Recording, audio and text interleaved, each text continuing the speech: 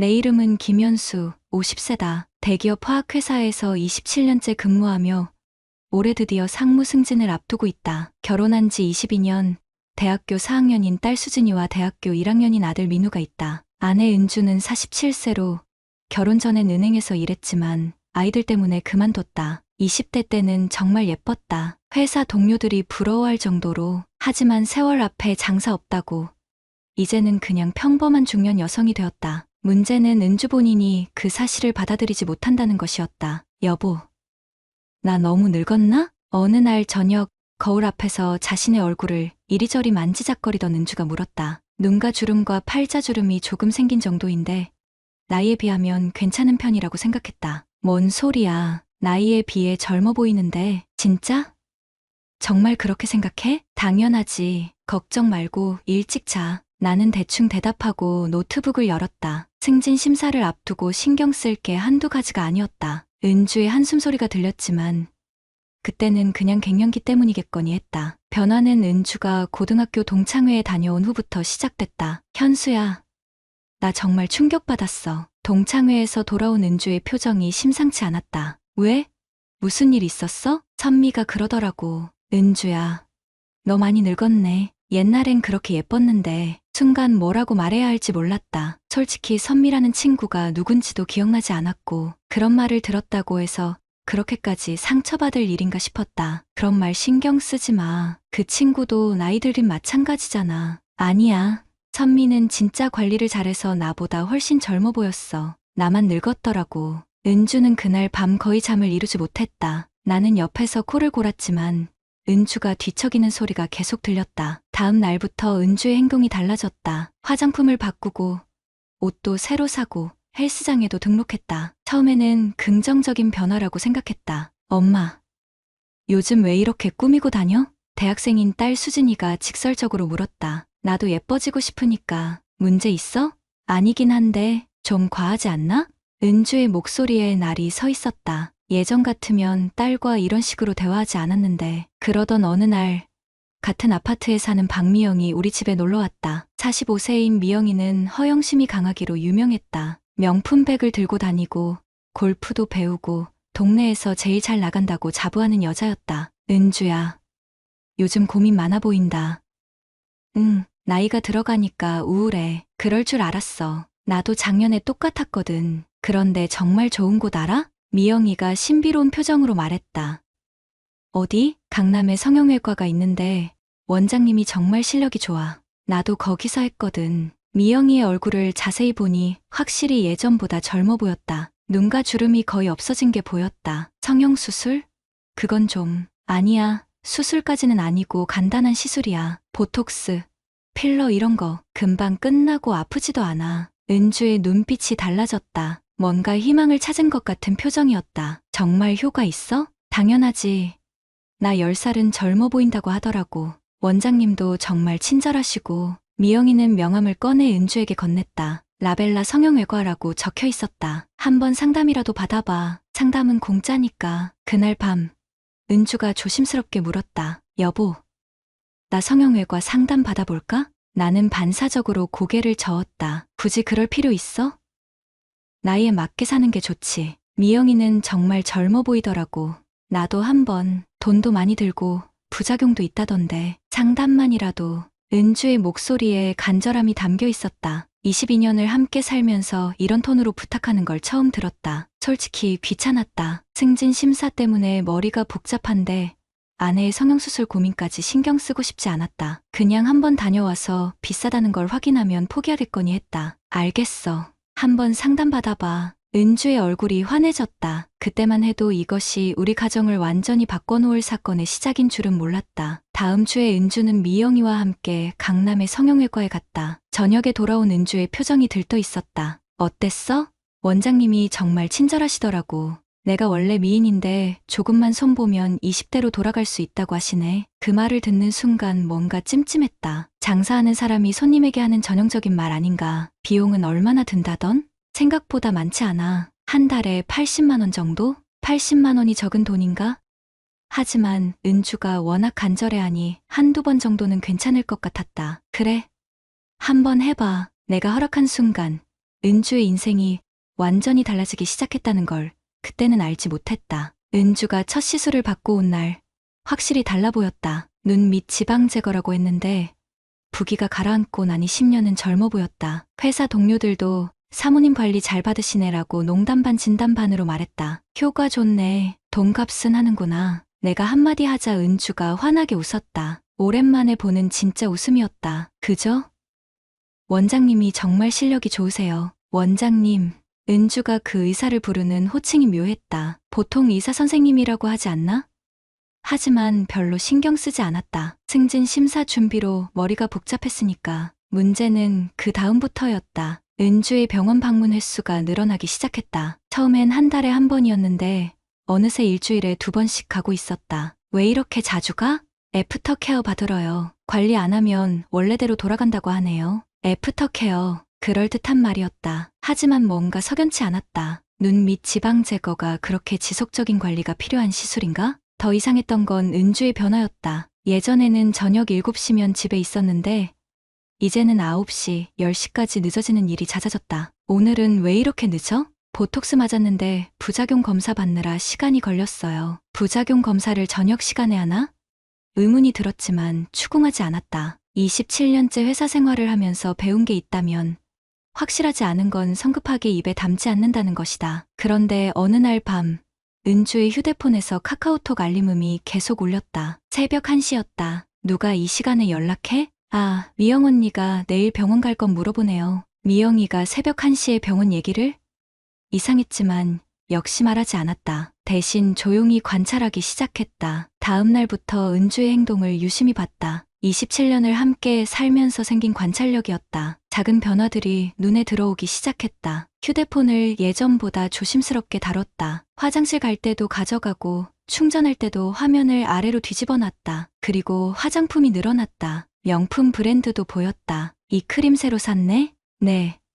병원에서 추천해 주셨어요. 시술 효과 유지에 좋다고. 병원에서 추천한 화장품이 샤넬이었다. 50ml에 15만 원짜리였다. 은주가 언제부터 이런 고급 화장품을 쓰기 시작했나? 더 이상한 건 은주의 옷차림이었다. 집에서도 몸에 맞는 원피스를 입고 다녔다. 예전에는 편한 트레이닝복만 입고 지냈는데 요즘 옷 스타일이 달라졌네? 병원 갈 때마다 사람들이 많이 보니까 신경 쓰게 되네요. 그럴듯한 대답이었다. 하지만 뭔가 어색했다. 단순히 병원 갈 때문에 집에서까지 이렇게 차려입을 필요가 있나? 결정적인 건 은주의 표정이었다. 집에 있을 때와 병원에서 돌아올 때가 완전히 달랐다. 병원에서 돌아올 때는 얼굴이 환했다. 마치 좋은 일이라도 있었다는 듯이. 어느 날 저녁 은주가 평소보다 2시간 늦게 들어왔다. 오늘은 뭐 했어? 보톡스 추가로 맞았는데 원장님이 신경 써서 봐주시느라 시간이 오래 걸렸어요. 원장님이 신경 써서 봐준다. 이 표현이 계속 머릿속에 맴돌았다. 의사가 환자를 신경 써서 본다는 게 뭔 의미인가? 그날 밤 은주가 샤워하는 동안 거실 테이블 위에 놓인 은주의 가방이 눈에 들어왔다. 가방이 반쯤 열려 있었고 안에서 뭔가 반짝이는 게 보였다. 호기심이 발동했다. 27년 결혼 생활에서 처음으로 아내 가방을 뒤지고 싶다는 생각이 들었다. 하지만 참았다. 아직 확실한 건 없었고 괜한 의심일 수도 있었으니까. 다음 주에 은주가 또 병원에 갔다. 이번엔 필러 시술이라고 했다. 돌아온 은주의 모습을 보고 깜짝 놀랐다. 팔자주름이 거의 사라져서 정말 40대 초반처럼 보였다. 우와, 이번엔 정말 효과가 크네. 그죠? 원장님이 제 얼굴을 정말 잘 아시나 봐요. 어떤 시술이 잘 어울릴지 딱 맞춰서 해주세요. 또 원장님이었다. 그리고 제 얼굴을 정말 잘 아신다는 표현. 뭔가 개인적인 느낌이 들었다. 그 원장 이름이 뭐야? 송재혁 원장님이요. 서울대 의대 출신이시래요. 송재혁. 이름까지 정확히 기억하고 있었다. 보통 의사 이름을 이렇게 또렷하게 기억하나? 그날 밤 나는 처음으로 그 병원을 인터넷에서 검색해봤다. 라벨라 성형외과. 강남역 근처에 있는 꽤 규모가 있는 병원이었다. 송재혁 원장의 프로필도 나와 있었다. 45세. 서울대 의대 출신, 성형외과 전문의. 사진을 보니 꽤 잘생긴 남자였다. 환한 미소에 자신감 넘치는 표정. 그리고 미혼이라고 적혀 있었다. 순간 가슴이 덜컥 내려앉았다. 45세 미혼 남자 의사가 47세 기혼 여성 환자에게 신경 써서 봐준다는 게 무슨 의미일까? 하지만 아직 섣부른 판단은 금물이었다. 확실한 증거가 없으면 말하지 않는 게 내 원칙이었다. 다음 날부터 더 세심하게 관찰했다. 은주가 병원 갈 때 입는 옷, 돌아올 때의 표정, 휴대폰 사용 패턴까지. 그리고 일주일 후 결정적인 순간이 왔다. 은주가 병원에서 돌아와 핸드백을 침실에 두고 샤워하러 갔다. 평소 같으면 절대 안 하는 실수였다. 가방이 활짝 열려 있었고 안에서 고급 호텔 키카드가 보였다. 심장이 빠르게 뛰기 시작했다. 왜 은주가 호텔 키카드를 가지고 있을까? 22년 결혼 생활에서 가장 길었던 30초 동안 고민했다. 확인해야 할까? 말아야 할까? 결국 키카드를 집어들었다. 그랜드 하얏트 서울이라고 적혀 있었다. 오늘 날짜였다. 내 손이 떨리기 시작했다. 호텔 키카드를 손에 든 채로 몇 분간 멍하니 서 있었다. 그랜드 하얏트 서울. 오늘 날짜. 은주가 왜 이런 걸 가지고 있을까? 샤워 소리가 들렸다. 아직 시간이 있었다. 나는 조용히 은주의 핸드백을 더 자세히 살펴봤다. 신용카드 영수증이 몇 장 보였다. 하나씩 꺼내서 확인했다. 강남역 근처 이탈리안 레스토랑. 오늘 오후 6시 2인분 15만 원. 손이 떨렸다. 은주는 분명히 시술 받고 바로 왔다고 했다. 그런데 저녁을 먹고 왔다는 건가? 누구와? 더 찾아보니 지난주 영수증도 있었다. 같은 레스토랑. 역시 2인분. 그리고 그 옆에 있던 카페 영수증. 아메리카노 2잔, 티라미수 1개. 아메리카노를 2잔 주문했다는 건 누군가와 함께 있었다는 뜻이었다. 심장이 빠르게 뛰었다. 하지만 아직 확실하지 않았다. 미영이와 함께 있었을 수도 있고 다른 친구일 수도 있었다. 샤워 소리가 멈췄다. 서둘러 영수증들을 다시 가방에 넣고 거실로 나왔다. 그날 밤 잠들지 못했다. 은주는 옆에서 평온하게 잠들어 있었지만 내 머릿속은 복잡했다. 22년을 함께 살아온 아내가 나를 속이고 있을까? 다음 날부터 나는 체계적으로 움직였다. 27년간 회사에서 쌓은 경험이 있었다. 감정적으로 판단하지 말고 사실을 정확히 파악한 다음 결론을 내리는 것. 우선 은주의 행동 패턴을 엑셀로 정리하기 시작했다. 병원 가는 날짜, 돌아오는 시간, 그날의 표정과 행동까지. 3월 15일 보톡스 시술, 오후 7시 귀가, 기분 좋음. 3월 22일 필러 시술, 오후 8시 30분 귀가, 매우 밝음. 3월 29일 애프터 케어, 오후 9시 45분 귀가, 들뜬 상태. 패턴이 보였다. 병원에 갈 때마다 귀가 시간이 늦어지고 기분이 좋아지고 있었다. 단순한 시술과 관리로는 설명되지 않는 변화였다. 다음 단계는 신용카드 내역 확인이었다. 인터넷 뱅킹으로 지난 3개월간의 사용 내역을 뽑아봤다. 충격적이었다. 강남역 근처 레스토랑에서만 8번의 결제, 모두 2인분 금액, 그리고 호텔, 카페, 와인바, 심지어 백화점 명품관까지. 은주 혼자서는 절대 갈 수 없는 곳들이었다. 특히 눈에 띄는 건 호텔 관련 결제였다. 그랜드 하얏트, 롯데호텔, JW 메리어트, 모두 강남 지역 5성급 호텔들이었다. 그것도 주간 시간대에. 애프터케어라는 명목으로 병원에 간다던 날들과 정확히 일치했다. 이제 확신이 섰다. 은주가 나를 속이고 있다는 것을. 하지만 누구와? 송재혁일까? 그날 밤 은주가 샤워하는 동안 휴대폰을 확인했다. 22년 만에 처음 하는 일이었다. 다행히 잠금이 걸려있지 않았다. 카카오톡을 열었다. 송재혁이라는 이름이 맨 위에 있었다. 대화 내용을 확인하는 순간 온몸에 소름이 돋았다. 오늘도 예뻤어요. 다음에는 더 좋은 곳으로 갈까요? 재혁씨, 고마워요. 정말 행복했어요. 은주씨가 웃을 때가 제일 아름다워요. 이런 말 들은 지 얼마나 오래된지. 남편은 관심도 없어요. 더 읽을 수가 없었다. 손이 너무 떨려서 휴대폰을 제대로 들고 있을 수도 없었다. 22년을 함께 살아온 아내가 다른 남자와 이런 문자를 주고받고 있었다. 더 충격적인 건 은주의 메시지였다. 남편 모르게 조심해야겠어요. 요즘 뭔가 의심하는 것 같아요. 괜찮아요. 제가 다 알아서 할게요. 우리가 행복한 게 중요하잖아요. 내가 의심하고 있다는 걸 알고 있었다. 그러면서도 계속 만나고 있었다는 뜻이었다. 더 스크롤을 내려봤다. 오늘 호텔에서 정말 좋았어요. 저도요. 은주 씨와 함께 있으면 시간이 너무 빨리 가요. 호텔. 내가 회사에서 야근하는 동안 은주는 다른 남자와 호텔에 있었다. 휴대폰을 내려놓고 화장실로 들어갔다. 거울에 비친 내 얼굴이 창백했다. 50세, 대기업 부장, 상무 승진을 앞둔 성공한 남자. 하지만 지금은 그냥 바보 같은 남편일 뿐이었다. 샤워 소리가 멈췄다. 은주가 나왔다. 여보, 괜찮아요? 얼굴이 안 좋아 보여요. 걱정하는 척하는 목소리가 역겨웠다. 하지만 아직 말하지 않았다. 더 확실한 증거가 필요했다. 괜찮아. 회사 일 때문에 좀 스트레스 받아서. 너무 무리하지 마세요. 건강이 제일 중요한데. 건강이 제일 중요하다고? 22년 결혼 생활을 파괴하면서 하는 말이 그거였나? 다음 날 회사에서 변호사 사무실에 전화했다. 상간자 소송 관련해서 상담받고 싶은데요. 네.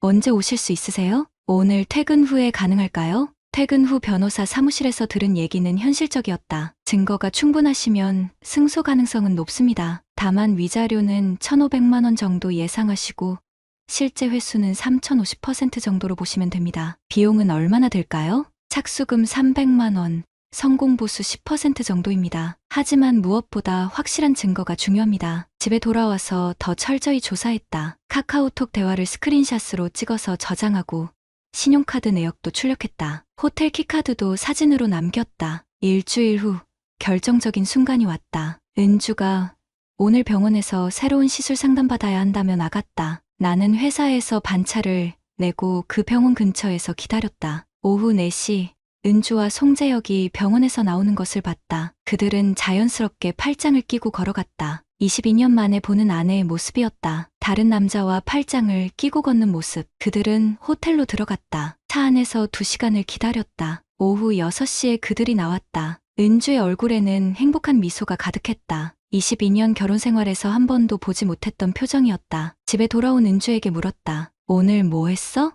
새로운 시술 상담받았어요. 시간이 좀 오래 걸렸네요. 거짓말이었다. 완벽한 거짓말이었다. 그날 밤 나는 결심했다. 이제 끝낼 때가 됐다. 22년을 바보로 살았지만 더 이상은 아니었다. 말이 없다고 해서 약한 게 아니라는 걸 곧 보여주겠다. 그날 밤 나는 한잠도 자지 못했다. 옆에서 평온하게 자고 있는 은주를 보며 22년이라는 시간을 생각했다. 대학 졸업하고 첫 직장에 들어가서 만난 은행원 이은주. 그때는 정말 예뻤다. 회사 동료들이 부러워할 정도로. 하지만 이제 그 모든 게 거짓처럼 느껴졌다. 다음날 아침 평소와 다름없이 출근 준비를 했다. 은주도 평소처럼 아침을 차려줬다. 여보, 밥 드세요. 고마워.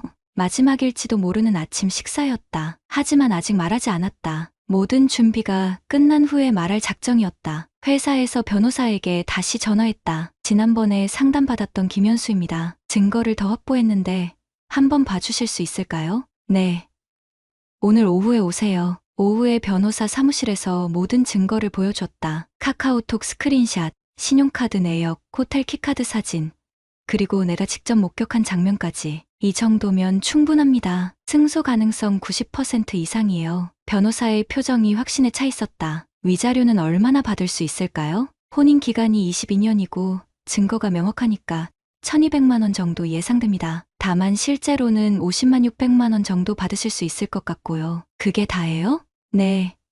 현실이 그렇습니다. 하지만 중요한 건 돈이 아니라 잘못을 공식적으로 인정받는 거죠. 맞는 말이었다. 나에게는 돈보다 정의가 더 중요했다. 의료진 윤리위반 신고도 같이 하고 싶은데요. 좋은 생각입니다. 환자의사 관계를 악용한 것은 분명한 윤리 위반이거든요. 변호사와 함께 소송 준비를 마치고 집에 돌아왔다. 오늘이 결전의 날이었다. 저녁 식사 후 거실에서 은주와 마주 앉았다. 은주야, 할 말이 있어. 네. 뭔데요? 송재혁이라는 사람 알지? 순간 은주의 얼굴이 하얗게 변했다. 그게 무슨... 호텔 키카드 봤어. 은주가 입을 다물었다. 카카오톡 대화도 다 봤고 신용카드 내역도 확인했어. 지난 3개월 동안 뭘 했는지 다 알아. 여보, 22년을 이렇게 배신할 거였어? 그때까지 참고 있던 분노가 터져나왔다. 하지만 큰 소리를 내지는 않았다. 50세 남자가 감정적으로 소리를 지르는 건 품이 없는 일이었다. 미안해요. 정말 미안해요. 미안하다고 끝나는 일이야? 그냥 외로웠어요. 당신은 일만 하고 나는 집에서 혼자. 그래서 다른 남자랑 호텔에 간 거야? 은주가 고개를 숙였다. 재혁 씨는 달라요. 나를 여자로 봐줘요. 당신은 20년 넘게 나를 가정부로만. 가정부?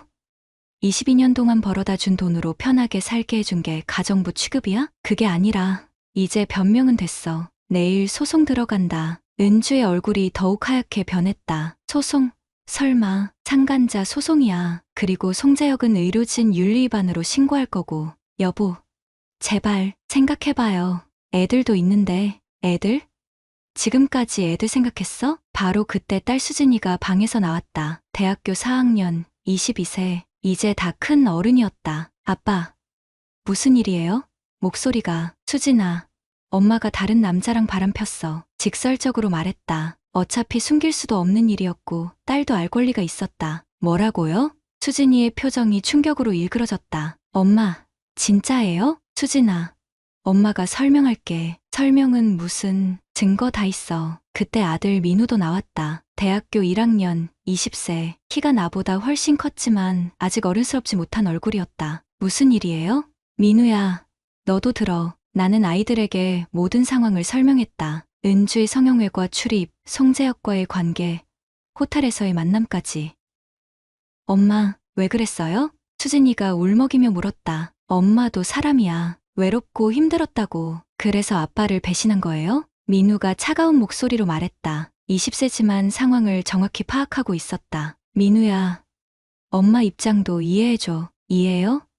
22년 동안 우리 가족 위해서 일하신 아빠한테 이런 짓을 하고? 아들의 말에 가슴이 뭉클했다. 적어도 아이들은 옳고 그름을 분별할 줄 알았다. 아빠, 소송 끝까지 하세요. 수진이가 단호하게 말했다. 잘못한 사람이 대가를 치러야죠. 민우도 고개를 끄덕였다. 그날 밤부터 은주는 친정집으로 갔다. 아이들은 내 편에 섰다. 일주일 후 소장을 접수했다. 송재혁을 상대로 한 상간자, 소송과 의료진 윤리위원회 신고를 동시에 진행했다. 소식은 빠르게 퍼졌다. 같은 아파트에 사는 미영이가 소문을 퍼뜨린 것 같았다. 아마 자신도 송재혁과 관계가 있었기 때문에 은주를 시기했을 것이다. 회사에도 소문이 돌기 시작했다. 부장님, 괜찮으세요? 팀장이 조심스럽게 물었다. 네, 괜찮습니다. 법적 절차대로 진행하고 있어요. 혹시 회사 일에 지장이 전혀 없습니다. 오히려 더 집중할 수 있을 것 같아요. 사실이었다. 22년간의 의문이 해결되고 나니 오히려 마음이 시원했다. 한 달 후 송재혁 측에서 합의를 제안해왔다. 조용히 마무리하고 싶습니다. 1,000만 원으로 합의하시죠. 변호사가 전해준 제안이었다. 거절합니다. 끝까지 가겠습니다. 부장님, 1,000만 원도 나쁘지 않은 조건인데요. 돈 문제가 아닙니다. 정식으로 잘못을 인정받고 싶어요. 나는 흔들리지 않았다. 50세 남자의 자존심이 걸린 문제였다. 2달 후 의료진 윤리위원회에서 송재혁에게 경고 처분을 내렸다. 생각보다 가벼운 처분이었지만 그래도 공식적인 징계였다. 상간자 소송은 3달 후에 결론이 났다. 원고 승소, 피고는 원고에게 위자료 1,200만 원을 지급하라. 법정에서 판결을 들을 때의 기분은 묘했다. 승리했지만 기쁘지는 않았다. 22년 결혼 생활이 1,200만 원으로 정리된다는 게 씁쓸했다. 송재혁은 끝까지 환자와 개인적 관계는 없었다고 주장했지만 증거 앞에서는 무력했다. 판결 후 송재혁이 나에게 다가왔다. 형님, 죄송합니다. 제가 잘못했습니다. 45세 남자가 50세에게 형님이라고 부르며 사과하는 모습이 우스웠다. 사과는 당신 환자들에게 하세요. 저한테 할 말은 아니죠. 그렇게 돌아서고 나서 처음으로 시원함을 느꼈다. 집에 돌아와서 아이들에게 결과를 알려줬다. 아빠, 수고하셨어요. 정말 멋있어요. 끝까지 싸우셔서. 아이들의 말에 그간의 피로가 다 풀리는 것 같았다. 그날 밤 혼자서 맥주 한 캔을 마시며 생각했다. 22년을 바보로 살았지만 마지막에는 제대로 된 결론을 내렸다. 말이 없다고 약한 게 아니라는 걸 세상에 보여줬다. 판결이 나온 지 한 달 후 현실을 마주해야 했다. 1,200만 원 위자료 판결을 받았지만 실제로 받은 건 400만 원뿐이었다. 송재혁이 병원 명의를 바꾸고 개인 재산을 은닉해버린 것이다. 변호사가 미안한 표정으로 말했다. 더 추적해볼 수는 있지만 비용 대비 효과를 생각하시면 됐습니다. 이 정도면 충분해요. 사실이었다. 나에게는 돈이 중요한 게 아니었다. 법정에서 공식적으로 송재혁의 잘못을 인정받은 것만으로도 의미가 있었다. 은주와의 이혼도 진행됐다. 상간자 소송에서 승소한 덕분에 재산 분할에서 유리한 조건을 받을 수 있었다. 강남 아파트는 내가 가져가고 은주에게는 예금의 30%만 주기로 했다. 여보, 너무 가혹한 거 아니에요? 이혼 조정 과정에서 은주가 울먹였다. 가혹하다고? 22년 동안 바람 피운 사람이 할 말이 그거야? 나는 더 이상 감정에 휘둘리지 않았다. 냉정하게 사실만 말했다. 재혁 씨랑 새로 시작하면 되잖아. 그 사람은 이제 연락도 안 받아요. 송재혁이 은주를 버렸다는 뜻이었다. 예상했던 일이다. 그런 남자가 책임을 질 리 없었다. 이혼이 확정된 후 회사 생활도 달라졌다. 처음에는 소문 때문에 승진에 악영향이 있을까 걱정했다. 하지만 결과는 의외였다. 현수 부장, 이번 일로 오히려 평가가 좋아졌어. 동기가 귀띔해줬다. 무슨 소리야? 임원들이 보기에 원칙을 지킨 사람이라고 하더라고. 감정적으로 처리하지 않고 법적 절차를 통해 해결한 점도 높게 평가한대. 6개월 후 상무 승진이 확정됐다. 1년 늦어지긴 했지만 결국 해냈다. 축하드립니다, 상무님. 후배들이 축하 인사를 건넸다. 50세의 상무. 나쁘지 않은 성과였다. 집에서는 아이들과의 관계가 더욱 끈끈해졌다. 수진이가 졸업을 앞두고 취업 준비를 하고 있었고,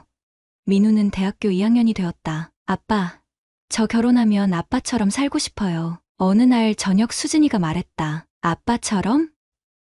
네, 원칙 있게 살고 잘못된 건 끝까지 바로잡는 사람이요. 아빠가 정말 멋있어요. 처음엔 조용히 참으시는 줄 알았는데 알고 보니 가장 무서운 분이셨네요. 민우도 웃으며 말했다. 아이들의 말에 가슴이 뭉클했다. 22년을 바보로 살았다고 생각했는데 아이들은 그렇게 보지 않았다. 1년이 지났다. 송재혁은 강남에서 병원을 정리하고 지방으로 내려갔다. 의료진 윤리위원회 경고 처분과 환자들의 외면으로 더 이상 버틸 수 없었던 것이다. 새로 연 병원은 성형외과가 아닌 작은 피부과였다. 은주는 친정에서 지내고 있었다. 가끔 아이들을 만나러 왔지만 예전처럼 편하지는 않았다. 성형 부작용도 심해져서 얼굴이 부자연스러워 보였다. 엄마, 괜찮으세요? 수진이가 걱정스럽게 물었다. 응, 괜찮다. 너희들만 잘 지내면 돼. 하지만 은주의 표정은 괜찮아 보이지 않았다. 송재혁에게 버림받고 성형 부작용까지 겹치면서 많이 힘들어하는 것 같았다. 미영이는 또 다른 성형외과를 다니고 있다는 소문이 들렸다. 사람은 잘 안 변하는 모양이었다. 나는 요즘 새로운 취미를 시작했다. 등산이었다. 혼자서 조용히 산을 오르는 시간이 좋았다. 50세에 시작한 등산이지만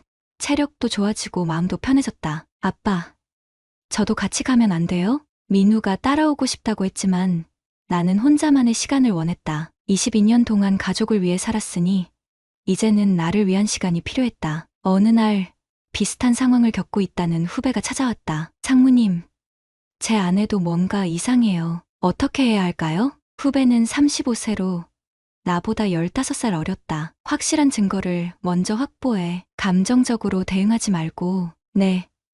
하지만 어떻게? 카카오톡, 신용카드 내역, 행동 패턴을 체계적으로 정리해봐. 그리고 무엇보다 혼자 끙끙 앓지 말고 법적 조언을 받아. 후배에게 내 경험을 자세히 설명해줬다. 몇 달 후, 그 후배도 상간자 소송에서 승리했다는 소식을 전해왔다. 온라인 커뮤니티에도 가끔 글을 올렸다. 비슷한 상황에 처한 중년 남성들에게 조언하는 글이었다. 제목 22년 결혼 생활을 배신당한 50대 남성의 현실적 조언. 내용에는 감정적 대응의 위험성, 체계적인 증거 수집의 중요성, 법적 절차의 현실 등을 담았다. 댓글에는 격려와 감사 인사가 이어졌다. 형님 덕분에 용기 얻었습니다. 저도 끝까지 해보겠습니다. 말 없는 남자가 진짜 무서운 거네요. 그런 댓글을 볼 때마다 보람을 느꼈다. 최근에는 재혼에 대한 생각도 해본다. 아직 50세, 인생의 2막을 시작하기에 충분히 젊은 나이다. 하지만 서두르지는 않는다. 지금처럼 혼자 사는 것도 나쁘지 않으니까. 어제 저녁,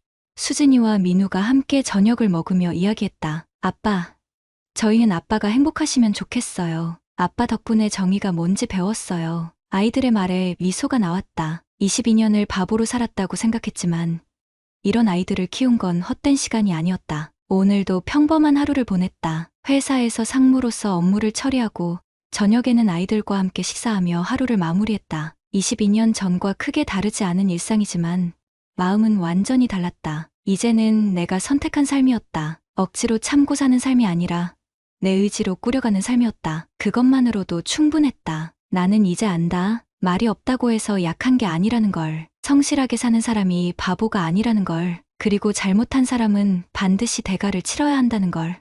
22년간 쌓아온 신뢰와 성실함은 그 누구도 무너뜨릴 수 없는 진짜 자산이었다. 앞으로도 그렇게 살아갈 것이다. 떳떳하게, 원칙 있게, 그리고 후회 없이. 구독자님들, 오늘 사연 댓글로 공유해 다른 분들과 함께 의견 나눠보세요.